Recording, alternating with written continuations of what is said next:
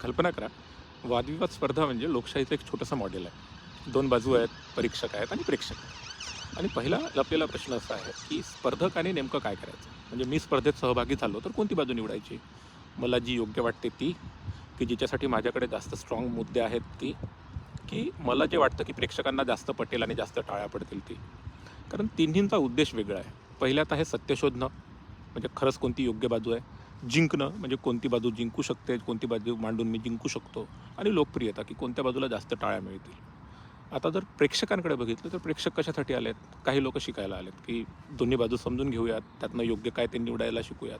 पण काही लोक फक्त परफॉर्मन्स बघायला आलेत. कोण छान बोललं, कोणी जास्त जोक्स मारले, कोणाचा आत्मविश्वास चांगला होता वगैरे. इथे ना एक थोडंसं अस्वस्थ करणारं सत्य आहे. प्रत्येक प्रेक्षकाला मुद्द्यांची गुणवत्ता कळेलच असं नाही. आणि कधी-कधी खूप खोल आणि अचूक आणि चांगला मुद्दा जो असतो तो दुर्लक्षित होतो. कारण तो लोकांना जवळचा वाटत नाही, त्यांच्या तर्कशक्तीशी जुळत नाही किंवा त्यांच्या अनुभवाशी जुळत नाही. आणि कधी-कधी उलट होतं, की अगदी कुमकुवत असा मुद्दा त्याला टाळ्या मिळतात. कारण तो भावनिक पद्धतीनं मांडलेला असतो, जोरात ओरडून बोललेला असतो किंवा मजेशीर वाटतो.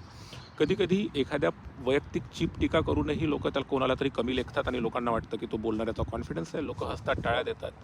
योग्य आहे म्हणून नाही, तर फक्त मनोरंजन म्हणून. आणि मग प्रेक्षकांचं काय? एक चांगल्या प्रेक्षकाला ह्या दोन गोष्टींमधला फरक करता आला पाहिजे. सत्य काय आणि ह्या सगळी हवाबाजी जी चालली आहे ते काय? टाळ्या, हशा, लोकप्रियता यांच्यामुळे वाहून न जाता योग्य काय ते निवडणे. स्पष्टता, पुरावे, तर्क, न्याय, सन्मान यांच्यासाठी कोण देणे. जरी हॉलमध्ये टाळ्या मिळाल्या नाहीत तरी. आणि इथूनच वादविवाद स्पर्धा हा लोकशाहीचा धडा बनतो. कारण लोकशाहीत आपण प्रेक्षक असतो आणि सोबतच जज असलो पाहिजे. राजकीय भाषणं, T V debate, social media दररोज आपल्यासमोर जे आहेत ते असे वादविवाद आपल्यासमोर येत असतात. आणि खरा प्रश्न हा नाही आहे की कोण जास्त छान बोलतं किंवा कोणाचे फॉलोअर्स जास्त आहेत. खरा प्रश्न आहे की मला मजबूत मुद्दा आणि परफॉर्मन्स, फक्त हवाबाजी याच्यातला फरक ओळखता आला पाहिजे. आणि कळत नसेल तर आता लाज वाटण्याची गरज नाही, पण माझ्या स्वतःमध्ये ग्रोथ झाली पाहिजे. स्वतःला म्हणायचं की मी आज टाळ्या वाजवल्या कारण कॅची वाटलं, पण यापुढे मला शिकायचं आहे योग्य न्याय आणि तर्कशुद्ध गोष्टी ओळखून त्यांच्यासाठी टाळ्या वाजवायच्या आहे. कारण जेव्हा प्रेक्षकांचं विचारमूल्य वाढतं तेव्हा ह्या ज्या चीप थिएट्रिक्स आहेत ते काम करत नाहीत. आणि जेव्हा अशा चीप थिएट्रिक्स ज्या खेळी आहेत ते काम करणं थांबवतात तेव्हा लोकशाही अधिक मजबूत होते, अधिक निरोगी होते.